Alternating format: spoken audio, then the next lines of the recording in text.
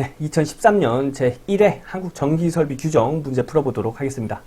여러분, 한국전기설비 규정은 말 그대로 규정입니다. 그죠? 그냥 암기하면 그 규정을 그냥 암기하시면 되는 거예요.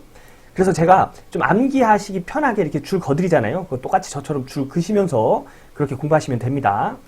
자, 시작하겠습니다. 81번, 변전소에 주요 변압기에 시설하지 않아도 되는 계층자치는? 자, 이거는 그냥 줄 다 긋게요. 예, 이거 줄 다 거야 됩니다. 이거 문제 자주 나왔죠. 예, 답은 역률입니다. 예, 항상 답이 역률이었어요. 그죠? 예, 여기 보면은 한국전기설비 규정 351.6 보면은 예, 내용이 이렇게 쭉 나와 있는데요. 이 내용입니다. 주요 변압기에 전압, 전류 또는 전력을 계층하는 장치를 시설하여야 한다. 예, 이렇게 되어 있죠. 예, 역률은 없습니다. 그래서 답은 1번이에요. 이거 암기하셔야 됩니다. 자, 다음 문제. 82번, 고압 또는 특고압과 저압의 혼촉에 의한 위험 방지 시설로 가공 공동지선을 설치하여 이 이상 시설 장소의 변압기 중성점 접지할 때 가공 공동지선은 지름이 몇 밀리미터 이상의 경동선을 사용하는가? 답은 4번입니다. 변압기 중성점 접지할 때 가공 공동지선은 몇 밀리미터 이상의 경동선을 사용해야 하는가? 4밀리미터 이상입니다. 이렇게 암기하는 거예요. 자, 다음 문제. 83번 25kV 이하의 특고압 가공 전선로가 상호 간의 접근 또는 교차하는 경우 사용 전선 양쪽 모두 나전선인 경우의 이격거리는 얼마인가? 한국전기설비 규정 333.32 보면 이 표를 볼 수 있습니다. 예. 15kV에서 15kV 초과 25kV 이하 특고압 가공 전선로 이격거리. 예. 여기 나와 있죠. 어느 한쪽 또는 양쪽이 나전선인 경우 1.5m. 그래서 답은 3번이 되는 겁니다. 이건 역시 정해진 규정이기 때문에 그냥 암기하는 수밖에 없겠죠. 예, 다음 문제. 84번. 옥내에 시설하는 전동기가 과전류로 소손될 우려가 있는 경우 자동적으로 이를 저지하는 경보하는 장치를 하여야 한다. 전격 출력 몇 킬로 이하인 전동기에는 이와 같은 과부하 보호 장치를 시설하지 않아도 되는가? 예, 여기 한국전기설비 규정 212-6-4 보면 옥내에 시설하는 전동기에는 전동기가 손상될 우려가 있는 과전류가 생겼을 때 자동적으로 이를 저지하거나 이를 경보하는 장치를 하여야 한다. 단 전격 출력이 0.2kW 이하인 것을 제외한다. 그래서 시설하지 않아도 되는 거잖아요. 그래서 0.2kW 이하가 답이 되는 겁니다. 자, 다음 문제 가겠습니다. 85번 154kV 가공전선로를 시가지에 시설하는 경우 특고압 가공전선에 지락 또는 단락이 생기면 몇 초 이내에 자동적으로 이 전로로부터 차단하는 장치를 시설하여야 하는가? 답은 1초입니다. 한국전기설비 규정 보면 사용전압이 100kV를 초과하고, 잠시만요. 이거 초과하고가 아니고요. 여기까지 이렇게 지우겠습니다. 초과하는으로 수정 부탁드리겠습니다. 사용전압이 100kV를 초과하는 특고압 가공 전선에 지락 또는 단락이 생겼을 때에는 1초 이내에 자동적으로 이를 전로로부터 차단하는 장치를 시설할 것. 그래서 답은 1번이 되는 겁니다. 86번 점검할 수 요거 없는이 아니라 있는으로 수정하겠습니다. 점검할 수 있는 은폐된 장소로 관등 회로의 사용전압이 400V 이상이고 1kV 이하일 때 건조한 장소의 옥내 배송 공사로 알맞은 것은 한국전기설비 규정 234.11.4를 보면 1kV 이하의 관등회로 배선에 이런 표를 볼 수가 있습니다. 이 표에서 점검할 수 있는 은폐된 장소의 건조한 장소에는 애자공사, 합성수지 몰드공사 또는 금속 몰드공사가 적합하다고 이렇게 나와 있지요. 예, 그래서 답은 2번이 되는 겁니다. 예, 이 문제 역시 암기하고 가는 문제겠죠. 자, 다음 문제 보겠습니다. 87번 사용전압이 22.9kV인 가공전선과 그 지지물 사이의 이격거리는 일반적으로 몇 미터 이상이어야 하는가? 네, 한국전기설비 규정 333.5 보면 또 이런 식을 볼 수 있는데요. 여기서 15kV 이상 25kV 미만은 이격거리가 0.2m로 되어 있죠. 문제에서는 22.9kV로 이 사이에 들어가죠. 15kV와 25kV 사이에 들어갑니다. 그래서 답은 0.2m가 되는 겁니다. 다음 문제.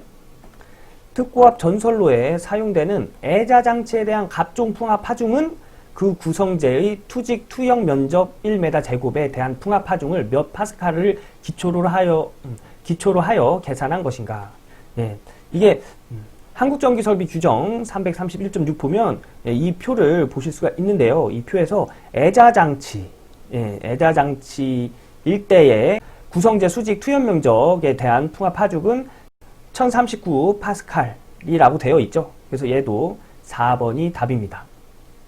이런 표 같은 거 많이 나오죠. 그런데 여러분 이런 표 같은 거 일일이 하나씩 다 외울 필요는 없습니다. 이렇게 그 문제를 자주 보시면 이 표가 특별히 기억나지 않아도 문제를 해결할 수가 있어요. 제가 지금 말씀드리는 이 얘기 지금은 이해 안 가실 건데 한 10개 정도 기출 문제를 한번 외워보시면 어느 정도 제가 어떤 얘기 하는 건지 이해하실 겁니다. 예, 다음 문제 가겠습니다. 89번 저압 가공 인입선 시설 시 사용할 수 없는 전선은 경간 20m 이하인 경우 지름 2mm 이상인 2인용 비닐 절연 전선이 사용할 수 없는 전선입니다. 사용할 수 있는 전선은 경간 20m 이하인 경우가 아니라 15m입니다. 여기 나와 있지요? 경간 15m 이하인 경우는 인장 강도 1.25 kN 이상의 것 또는 지름 2mm 이상의 1인용 비닐 절연 전선일 것.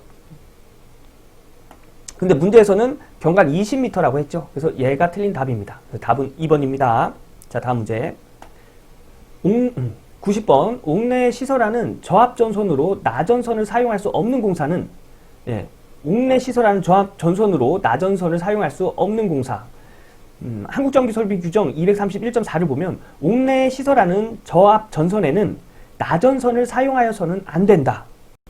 다만 다음 각 호의 어느 하나에 해당하는 경우에는 그러하지 아니하다. 무슨 얘기냐면 이 공사할 때는 이런 공사를 할 때는 나전선을 사용해도 된다는 얘기예요. 그죠? 근데 여기는 나전선을 사용하면 안 되는 공사를 물어봤죠. 그래서 여기 애자 사용 공사에 의하여 전개된 곳.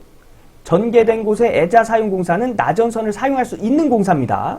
그래서 얘는 답이 아니에요. 그리고 또 버스 덕트 공사에 의하여 시설하는 경우. 버스 덕트 공사. 얘도 나전선을 사용할 수 있는 공사예요.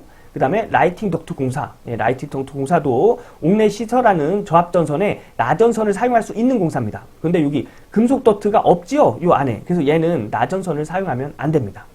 근데 해설 보지 않아도 딱 느낌상 나전선은 피복이 없는 전선이잖아요. 그죠? 그런 전선을 금속 덕트에다 쓴다는 거는 조금 이런 내용을 몰라도 이게 답이라는 걸 좀 감으로 알 수가 있겠죠. 자, 다음 문제 보겠습니다. 발전소 또는 변전소로부터 다른 발전소 또는 변전소로 거치지 아니하고 전차선로에 이르는 전선. 전기철도용 급전선입니다. 그래서 이 문제는 이 문제에서 이론을 알아갈 수 있는 그런 문제죠. 그래서 전차선로에 이르는 전선을 전기철도용 급전선이라고 합니다. 다음 문제.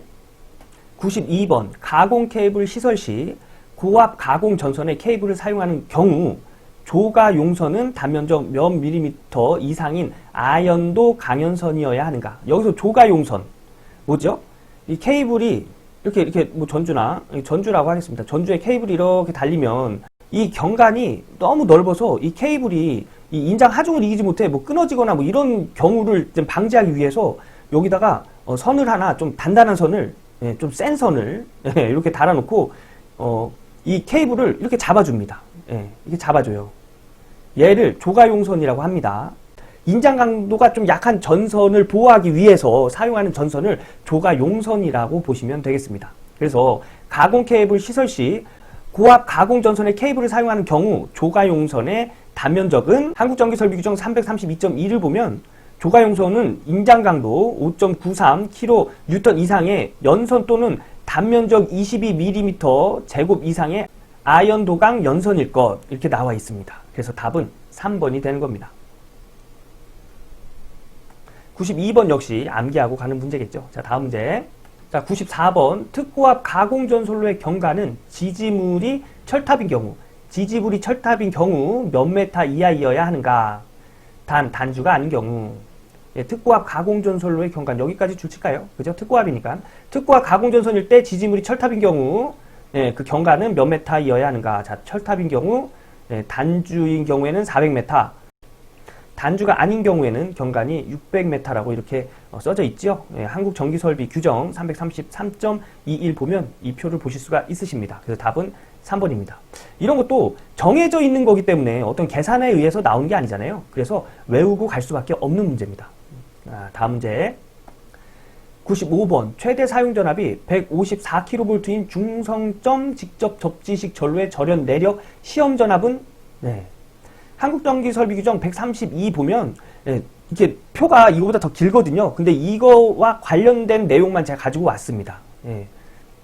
그래서 이거에 관련된 내용은 최대 사용전압이 600kV 초과 중성점 직접 접지식 전로 일대의 시험전압 최대 사용전압의 0.72배 그래서 최대 사용전압 154kV에 0.72배를 하면 시험 전압을 알 수가 있는 거죠. 그래서 답은 1번입니다. 이것도 그 표를 보면 굉장히 길어요. 이걸 다 암기할 필요는 없고요. 이렇게 문제에서 나오는 거 여러 번 보면은 최대 사용전압이 154kV면 0.72배 같은데 이런 감이 좀 생깁니다. 네, 우선 외우시더라도 좀 나중에 외우시는 게 그게 더 아마 더 잘 외워지실 겁니다. 그리고 지금 외워두면 시험 보기 전까지 또 계속 봐야 되거든요. 지금 한번 외워뒀다가 시험 보기 전에 딱 생각하면 생각이 안 나는 경우가 많습니다. 그래서 이런 표 같은 거 외우실 때는 우선 10개념도 다 끝내놓고 그때 가서 외우시는 걸 권장드리겠습니다. 자, 다음 문제 96번 저압 가공 전선 또는 고압 가공 전선이 건조물과 접근 상태로 시설되는 경우 상부 조영제의 옆쪽과 이격거리는 각각 몇 메타인가? 그래서 상부 조영제. 조영제는 제가 뭐 기둥이나 뭐 그런 벽, 뭐 지붕, 뭐 이런 걸 얘기한다고 했잖아요. 그죠? 근데 이게 상부 조영제랍니다. 그래서 상부 위에 있는 조영제니까 지붕이 되겠죠. 뭐 지붕이나 여기 보면 옷 말리는 곳, 기타 사람이 올라갈 우려가 있는 조영제, 이런 조영제를 얘기하는 겁니다.